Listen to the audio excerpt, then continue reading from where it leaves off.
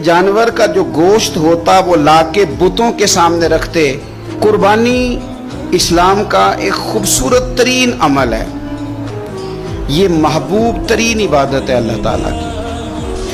कुर्बानी अपनी फजीलत के लिहाज से, अज़मत के लिहाज से, अपनी बुलंदियों के लिहाज से दीन में बड़ा मकाम रखती है, लेकिन हर चीज़ का रंग रूप बदल दिया जाता है ना, चूँकि कुर्बानी चली आ रही थी हज़रत इब्राहीम खलीलुल्लाह अलैहिस्सलाम से।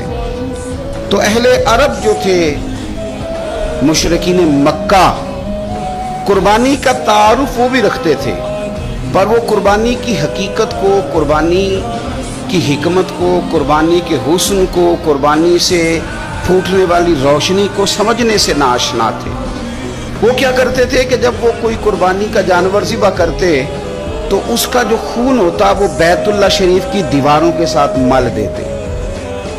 कुर्बानी के जानवर का जो गोश्त होता वो लाके बुतों के सामने रखते कि ये खून काबे की दीवार से खून मलने से और बुतों के आगे गोश्त रखने से शायद हमारी कबूलियत हो जाएगी, हमने जानवर ज़िबा किया है।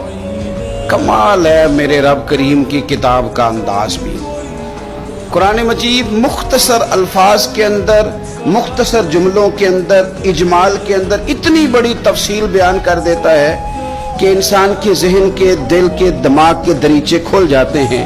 अल्लाह खाने पीने से पाक है, बेनियाज है मालिक। रब करीम ने फरमाया लन यनालल्लाह लुहूमुहा, फरमाया हरगिज नहीं पहुंचता अल्लाह की बारगाह में तुम्हारा गोश्त, वला दिमाउहा, और ना इनके खून, ना इस जानवर का गोश्त अल्लाह की बारगाह में पहुंचता है, ना खून पहुंचता है। तो मालिक पहुंचता क्या है?